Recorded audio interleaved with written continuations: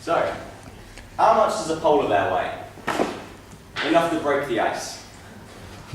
And with that, that is but one of many ways you can start a speech. But people always have a lot more to say than just a cheap pun. When trying to deliver your message, a good structure is important. Like most things, a solid base structure can lead to a very polished final product.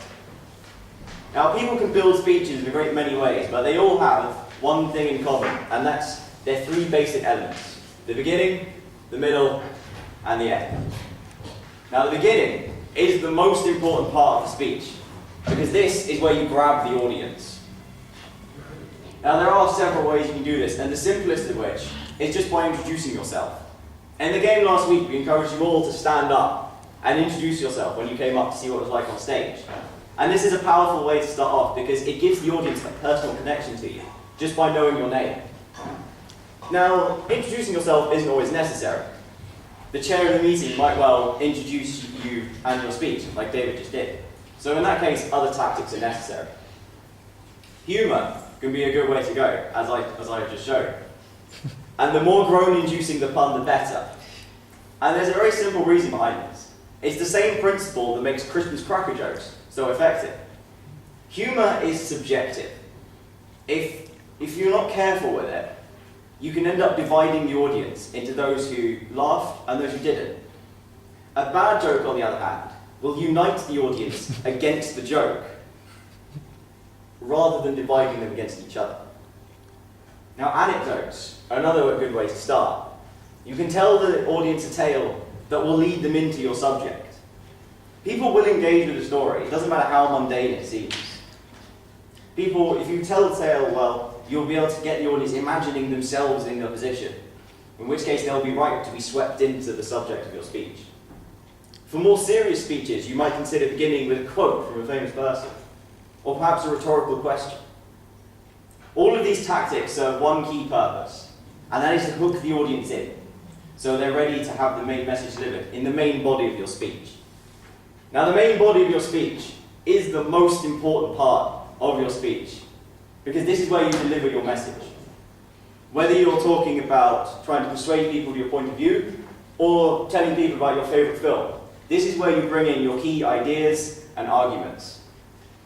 Now, what you say here will depend on what the subject is. If you're trying to persuade people, the main body will be where you bring in your key ideas and arguments.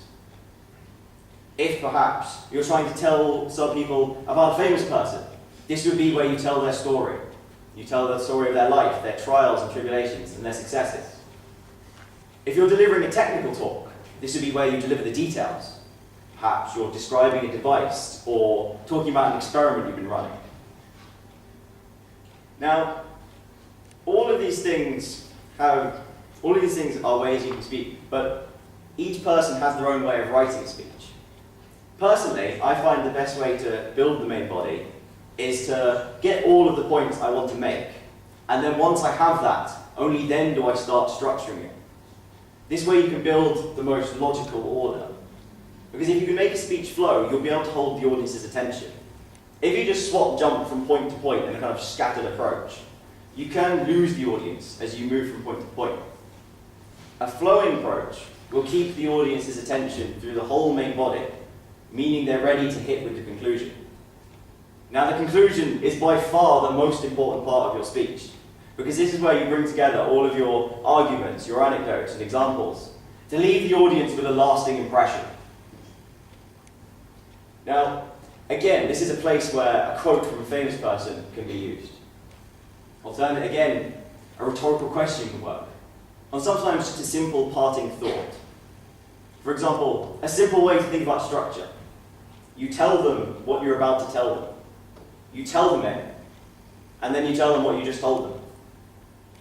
Now, the key thing with the conclusion is because the whole speech has been building to this point, the key thing is to keep it tight and punchy. A snappy thought will resonate with an audience's mind long after the speech is finished, and that's the mark of a strong speech. If you can tell the audience, if you can hold the audience's attention, for the whole speech, then you will have done really well. if you can leave the audience thinking about your speech afterwards, then you'll have done brilliantly. And that is the key. I mentioned all the way through that each part of the speech is the most important. And I never once lied. Because you need each part of the speech to be strong. To pull off a really great speech, each part of the speech must work together to make one truly excellent whole.